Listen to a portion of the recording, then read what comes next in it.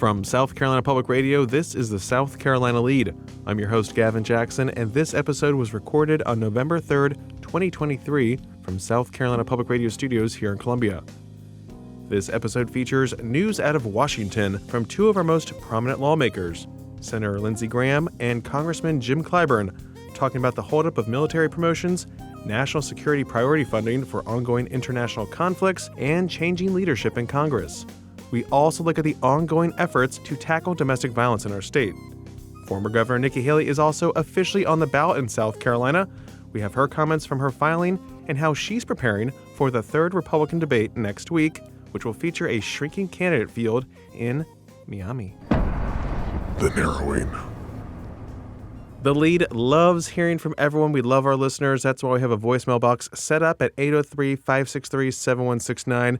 We will soon change the greeting. I know it's very dated. It was pre-pandemic. It was the pandemic.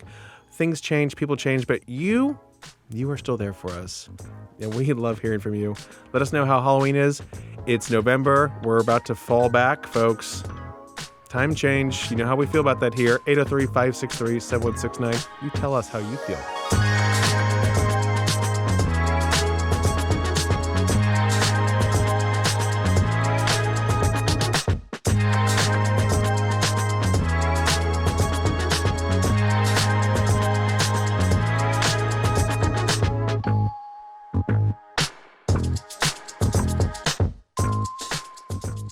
All right, let's start off in Washington, where Senator Lindsey Graham and several other high-profile Republican senators took to the floor Wednesday night in a fit of fury directed at their colleague, Alabama Republican Senator Tommy Tuberville, who for months has been holding up hundreds of promotions in the process of rubber stamping military promotions because of his disagreement with a Department of Defense policy that reimburses soldiers who have to travel for abortion, which is a legal medical procedure, except where it's not.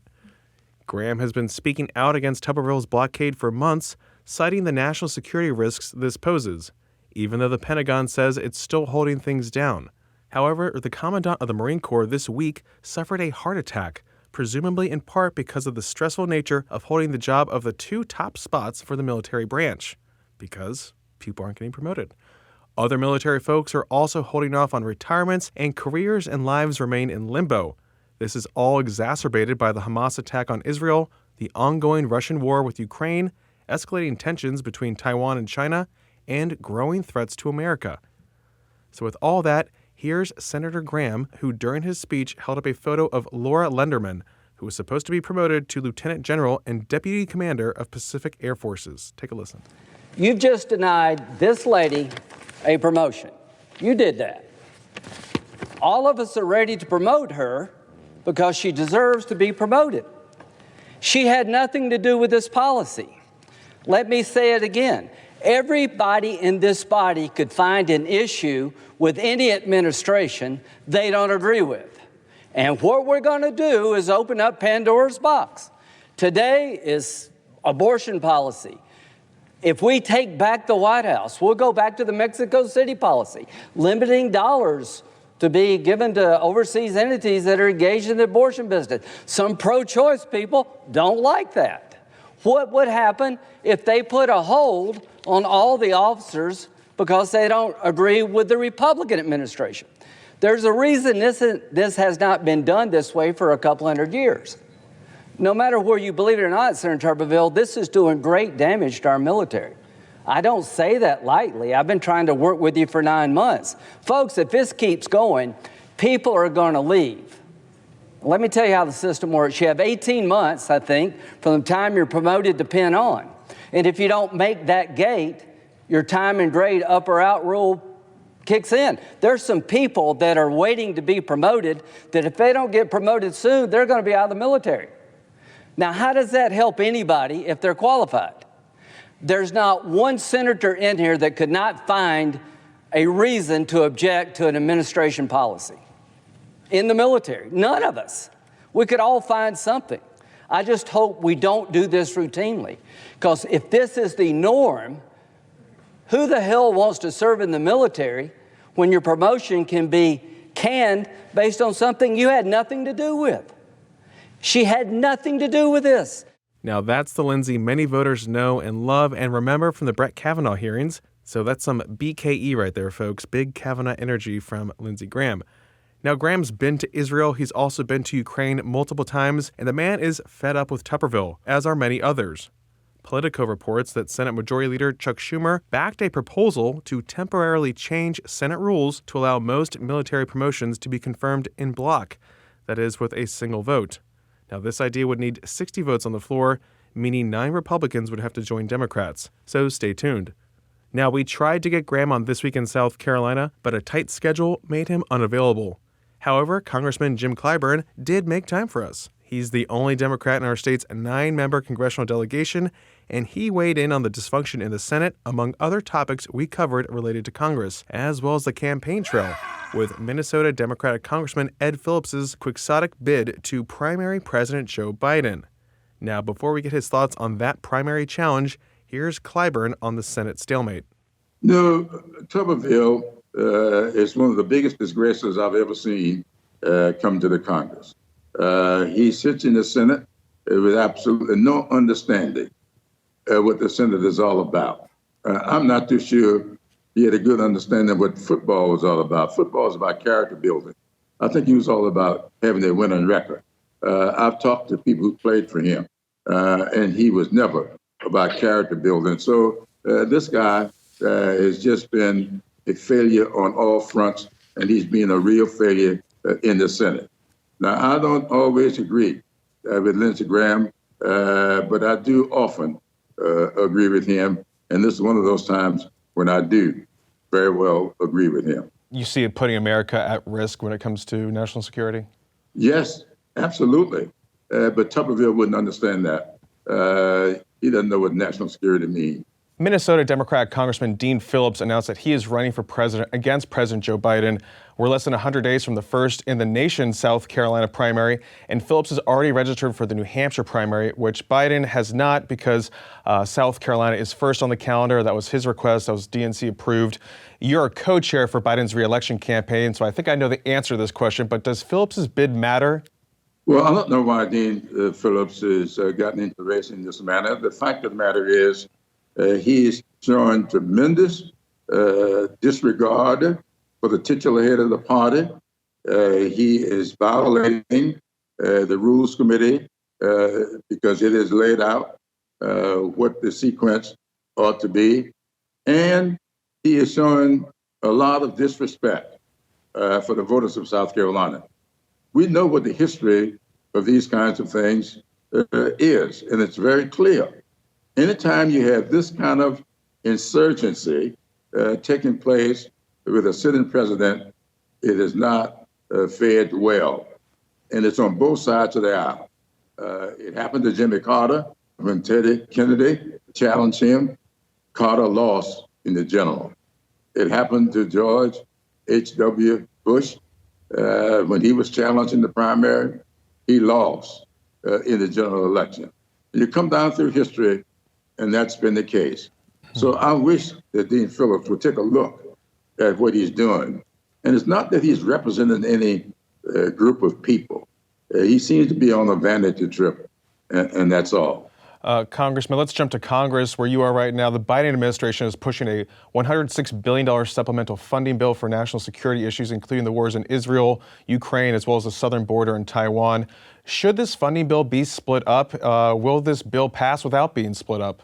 This bill should not be split up. And you see what's going on in the Senate in a very bipartisan way. I don't think the country has seen in recent years the majority leader of the Senate, in this instance, the Democrat, and the minority leader of the Senate, the Republican, Mitch McConnell and Schumer, are on the same page. And we hear them speaking out very forcefully that this should be a package that moves forward in unison. And so for the House, the new speaker, to split this up and condition the aid for Israel is beyond anything this country has ever done. It shows a lot, I think, of disrespect for NATO and our allies around the country. And if we were to do this, we will be losing our standing on the world stage. So sending a negative message to not only our allies, but also to these enemies as well. Well, absolutely. No question about it. This will be viewed by a lot of people as being some kind of a bow to Putin and the Russians. And that, to me, should be of concern to all Americans. You can hear my full interview with Congressman Clyburn, the Assistant Democratic Leader, on youtube.com/South Carolina ETV. Twisk always airs Friday at 7:30 p.m. and Sunday at 1:30 p.m. on SCETV statewide. Oh, wait, what's that? A double of This Week in South Carolina. Well, okay. That's right, folks. We do double dip here from time to time, but I really wanted to share some important information with y'all related to criminal domestic violence, or CDV. October, which just ended, is Domestic Violence Awareness Month, and I strive to always bring some focus to this disruptive and dangerous issue every October. But just because the month is over doesn't mean we go back to pretending domestic violence doesn't exist in our state, where we've been one of the worst offenders of women being killed at the hands of men for years. I spoke with Monique GAVIN, who is the Deputy Director of the Violence Against Women's Act and the Human Trafficking Programs at the Attorney General's Office. I asked Monique whether the slow decline of deaths of women and men is indicative of legislative and judicial reforms that have been made after years of being the worst state in the country. So we have seen a decline in the number of domestic violence homicides in South Carolina over the last several years. And I think we can attribute that to the 2015 legislation that really targeted the way we were prosecuting and addressing domestic violence. As you may know, domestic violence in South Carolina is defined by a household member, so a person who might be living together, formerly lived together, has a child in common, or who might be married. And so that is how we classify domestic violence in South Carolina. And so based upon that information, we collect data from the various law enforcement agencies in the state to refine that data. What we also look at is, because we know that definition might be a little bit limiting in terms of what we're seeing in terms of intimate partner violence, we also look at the Violence Policy Center, which looked at the number of men who have killed women across the nation. And we're also seeing an improvement in South Carolina in terms of that ranking year to year. Within the last 2 years, we saw South Carolina reach out of the top 10. So they've been collecting this data for the last 25 years. In South Carolina, twice since that data has been collected, has ranked outside of that top 10. In 2021, we actually ranked number 11. And then in 2022, we ranked 23rd. And so we are seeing some improvements across the state in terms of the number of women killed by men, as well as the number of domestic violence homicides that are taking place in our state. I think it's more because we have looked at legislation. We're constantly looking at legislation. We're also making sure we have concerted efforts across the state and having partnerships between law enforcement, solicitors' offices, victim services agencies. And so I think all those things combined, we're going to continue to see South Carolina improve the way that they're responding, prosecuting, and serving victims in South Carolina. Yeah, it's encouraging to hear, of course, like you're talking about, we were in the top 10 states for 23 out of 25 past years with that Violence Policy Center's rankings. And in part because of those rankings, I mean, we were number one for several years. It was disturbing. That prompted the legislature to act in 2015, like you were saying, about increasing CDV penalties, making some judicial reforms there, and also adding a law that generally prohibits the possession of firearms and ammunition by someone who's been convicted of CDV, criminal domestic violence. Are those weapons, as you know, getting out of the hands of these offenders, as far as you can tell? Well, I can't say that for certain, but I can say that we are in our office ensuring that we are training prosecutors, judges, law enforcement officers on that legislation, on those amendments, and watching it closely to ensure that they know that they have the ability to combat that Lautenberg Amendment, to ensure those who've been convicted of domestic violence aren't able to possess those firearms. And so we're continuing to do that work across the state to ensure that we are being effective. Another thing we're looking at is just strangulation. For several years, South Carolina has not had a strangulation bill, but there are some conversations that are happening as of right now to ensure that not only firearms are prohibited from those who've been convicted of domestic violence, but we're also looking at adding a strangulation bill to South Carolina, so that we can ensure that those who we know that the lethality assessment for those who've been strangled or choked in those situations, the lethality assessment for them increases dramatically. And so we're looking at multiple ways in which firearms are being used. Just last year in our silent witness ceremony, we know that firearms were the primary weapons used in those situations. We know that was followed by strangulation and knives and also choking. And so we really want to make sure that we're targeting the issues across the board, not just looking at firearms, but looking at the various ways in which weapons are being used to harm other people. That was Monique Garvin with the SC Attorney General's office. Now, you are not alone if you are in an abusive relationship or if you think a friend, coworker, or family member is. These are complicated situations, and understand that it's not as simple as saying, just leave the situation, or getting frustrated when someone goes back to a partner over and over. Be the support someone needs, know the warning signs, and find out how you can get out at scadvasa.org. That's SCCADVASA.org.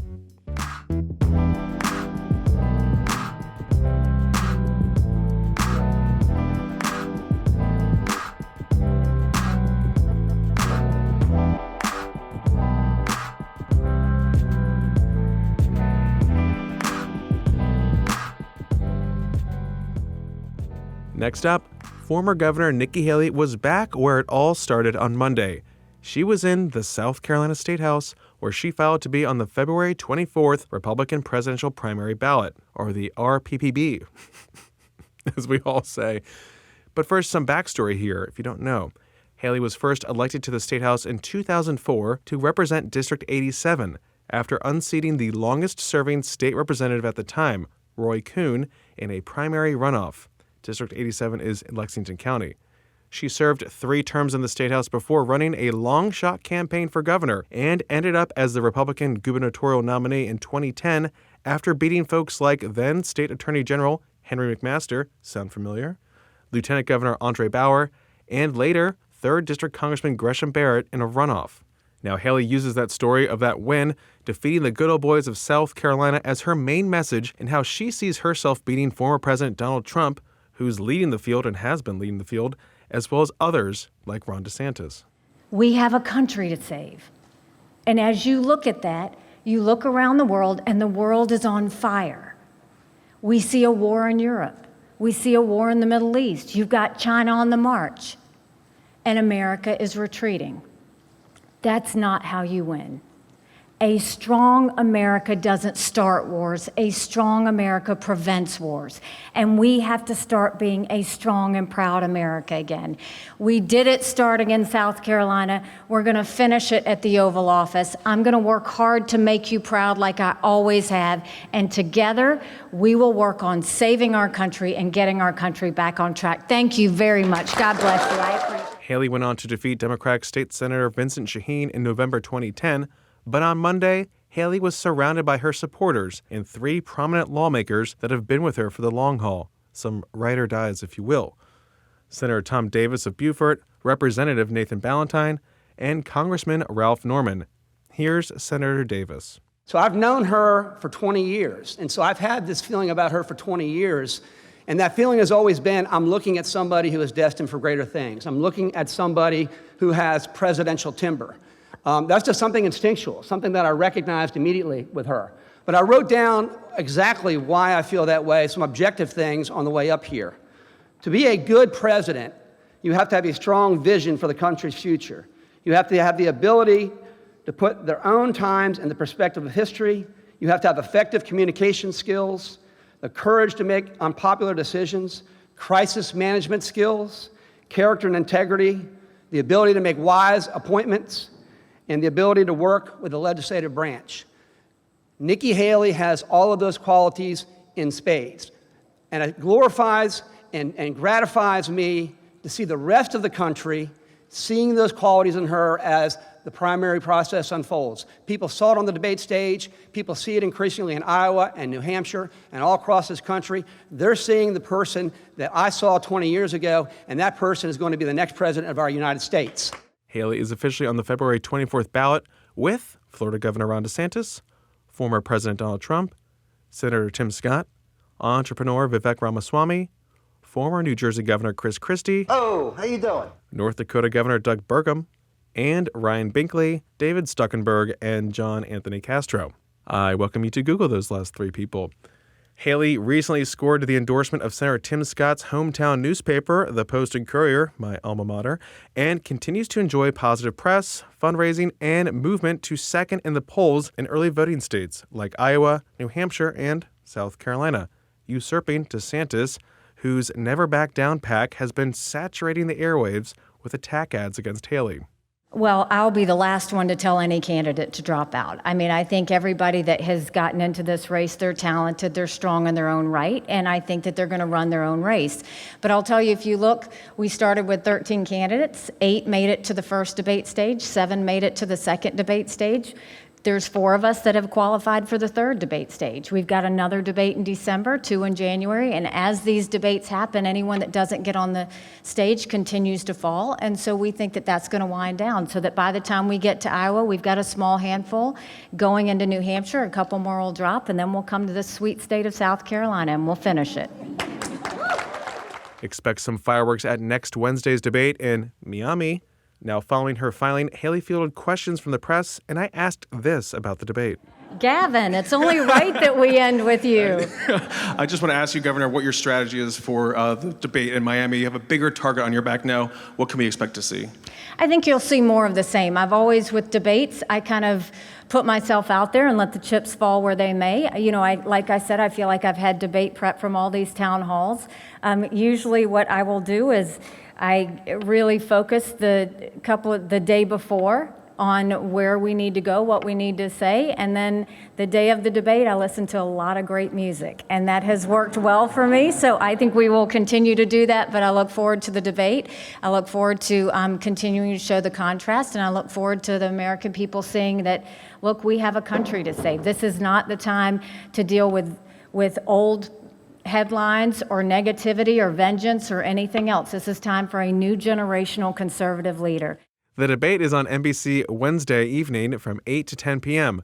You see that on NBC stations and their properties. Now, NBC Nightly News anchor Lester Holt and Meet the Press moderator Kristen Welker will serve as the moderators of the debate. They will be joined by Hugh Hewitt, host of The Hugh Hewitt Show on Salem Radio Network. Joining Haley and DeSantis on the debate stage will be Senator Scott, who just qualified for the debate days ago, Governor Christie, and Vivek Ramaswamy. Now, folks won't have to fight as much for airtime during this debate because North Dakota Governor Doug Burgum and former Arkansas Governor Asa Hutchinson did not qualify for the debate stage.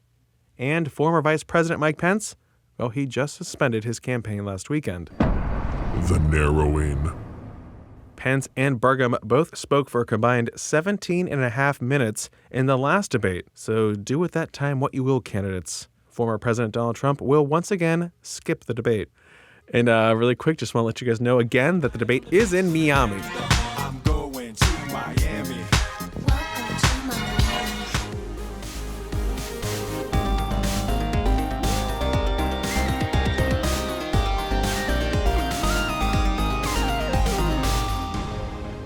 Welcome to the wind down section, our little break from the news, and we're glad you're here. A.T. Shire, I'm glad you're here. Oh, it's glad to be glad here. Thank you so much. Glad to be glad. Like, what's that? Pollyanna? I have no idea. You never saw Pollyanna? No, Okay. no. Well, besides that, TGIF, AT. It is TGIF. Thank and Grace, Intern Friday. We all know what that stands for. Thank Grace, It's Intern Friday. So, Grace, welcome back to the Grace show. is here in studio. Thank you so much. Grace, you brought a special guest with you. I did. I brought my dad, who's He's- visiting me for the weekend. But he's back here with me. Yeah, he's behind the watching. glass. He's just watching. nodding, so you can trust me that he is nodding. He's here. Yeah. Yeah. All listeners. Anyway, Grace, every week we ask you to bring us one piece of news that struck you particularly. And is this week's Taylor Swift adjacent, or is it at all? It has nothing to do with You Taylor keep Swift. thinking she's going to bring us more Taylor Swift. No, She's not. 2 was enough. I need to expand my horizons with you There guys. we go. So this week I'm bringing, it is political, hashtag Bootgate. Oh, yes, Grace, snaps to you. And what gave me this idea, so since we went to the Trump rally, I've been signed up for Trump's media releases. Yes. And they're amazing. Yes. I love them. And I got this one on November 1st that says, DeSantis, heels high, hopes low. The embarrassing hashtag Bootgate story has longer legs than Ron DeSanctimonious. No matter how hard he tries to click his heels 3 times, the misery still won't go away as he continues to plummet in the polls and has become the butt of every single joke in national media. That's from the Trump campaign? Yeah, Yep. and God, actually, that's so I'm looking back mean. because I'm Going trying out to to find all something, too. supporters. I sent you one that she sent out too, and it said Trump group ridicules Ron DeSantis with early Christmas present of Puerto Rican flag boots, complete with chunky heels. And I just sent it to you and just said chunky heels in quotations. Yeah, chunky heels. But we've also seen Nikki Haley talking about it because she was talking to Charlamagne the God about it, and he tried to ask her about Bootgate too. And she made a nice dig about if I'm wearing heels, I'm running in them. Yeah, or something don't wear anything you can't run in. Well, he didn't like that because I also got another press release that said Nikki Birdbrain Haley. Burn. So God. he just roasts everyone. But He is like a roast comic. It's so funny. Yeah, they did deliver a bird cage outside of her hotel room that one time after they said the bird brain bit. So everyone gets a nickname. That's a good sign, I guess, for them. They've said, we love it. We are leaning into it, just like Ron DeSantis is attacking her now. They're like, we love it. Keep doing it. That means something's happening. Grace, what are the kids talking about these days? Are they talking about Bootgate? Yeah, I'm seeing it everywhere. A lot of chatter? Yeah, I've sent it to all my friends. They think it's hilarious. And it's just crazy that that's what the media is reporting about. Exactly. And it's such big news. And I was looking at this article that had like 6 different points circled on Ron DeSantis' boot. And each one was correlated to a reason as to why he's wearing lifts. Yes. And the evidence is really compelling, I can't lie. They've talked to cobblers, they've talked to shoemakers. Oh my God. They got cobblers? Yes. Wow. Wait, if you're a cobbler, call in, please. 803-562-669. Cobblers. Yeah, so I'm just seeing it everywhere, and it's just crazy that that's the big news of the week. But it's the evidence is compelling. I think that he's definitely wearing lifts. I saw this diagram of what it looks like inside his cowboy boots, like a drawing. I know exactly what you're talking and his about. feet only come halfway, and then they're arched so high. So I don't know. I believe it. Bootgate is real. Okay. Okay, All right. so, We have a so believer. Grace, what kind of footwear are you looking for in your leader of the country? I must say, cowboy boots, kind of a sleigh. Okay. Yeah. It's funny. Let's get to sleigh. I've told some of our friends in my media cabal that I have here. Yeah, we have a few. We're in a few cabals. Since I covered Nikki Haley so long, we would always say we would know the official start of boot season when she would wear her knee-high boots with with an accompanying skirt. And so I've let her campaign know, just so you know, we're watching to see when boot season officially starts. Yeah, please let us know. And We want when the first scoop. When I was in New Hampshire, at one of the stops, one of her people were like, "You see what she's wearing?" I'm like, it's official. It's here. It's boot season, New Hampshire. Breaking news. But she, she's obviously having a go at it. Boots. I mean, I even heard about Bootgate. Obviously, been hearing about it. But the BBC was even talking about it this morning with one of their fashion reporters. And it comes down to height, right? You want to. That shows you're so powerful. Trump is 6'3", Biden's 6 foot, Obama was 6'1". DeSantis says 5'11". Is pretty tall. Well, Grace, as AT and I are both over 6 feet tall, so we know how this works. But when you say you're 5'11" as a man, you're actually 5'8". I know this. My ex-boyfriend was 5'11". There you go. It's like hat fishing. They're always wearing hats. What happens when they take the hat off? Oof. Hat fishing? You've never heard of hat fishing? No. Come on, AT. Oh, it's brutal. I'm a big hat guy, too. I'm big in the hat community. Well, you're also a married. hat fisher. He's also married, so this doesn't apply. But yeah, I got no one to impress. If you see Only someone that's let always down. wearing a hat, you gotta be like, what's under What's there? under there? What kind of lettuce you got? Before over there? you When you have commit. really tall hair, that's another thing, especially among young people. The tall hair is bad? Yes, because you're compensating for being short. Oh. So it gives you a couple extra inches, So Ooh, well, this was informative stuff. My goodness. I might have to redo the whole podcast here. Yeah, just It's all about boots. and- restructure it to footwear, hair, hats. gosh. That's what the listeners want, I think. Well, thank you. But this is what Grace. happens when we're not on the TikTok AT. Yeah, we have no idea what's going on we are out there. so lost. This is not what I saw coming, and I just can't thank you enough, Grace, for letting me in. I've learned so much. Chunky heels. I didn't know what those were. Chunky heels, hat fishing. Man, this was informative. Thank you so Exactly. much. You're Just be so glad that you're welcome. over 6 feet tall. AT. I'm 6 feet. I'm the tallest person here anyway. But 6'3". With the best legs, Yeah. apparently. Oh, Amy's also Hard. here. I have the best legs in the That's building. definitely not the case. What is basically a Tiny Tim leg? Ooh, it's rehab. It's getting It's getting stronger. so much better. When he took his leg out of the boot. Yeah, I tore my Achilles, and when I took it out, it was small. Like, it was remember a tiny like when tin Bugs Bunny would like flex and like his arm would fall? That's what it was like. Anyway, thank you, Grace. Come back next Friday. Grace's dad, you got to stay. This was her best one. All right, that's your good He's luck. not going back. Anyway, Gavin, hit the outro. Thank you so much. We love you. Have a good weekend. Yes, and thank you, Grace, and thanks to all of our listeners out there. Give us a message, 803-563-7169. We love hearing from you guys. You can also leave us a review on Apple Podcasts, and you can stay up to date with the latest news on scetv.org and southcarolinapublicradio.org. And don't forget to support your local newspapers. For the South Carolina lead, I'm Gavin Jackson. Be well, South Carolina. Yeah, hat fishing's real, bro.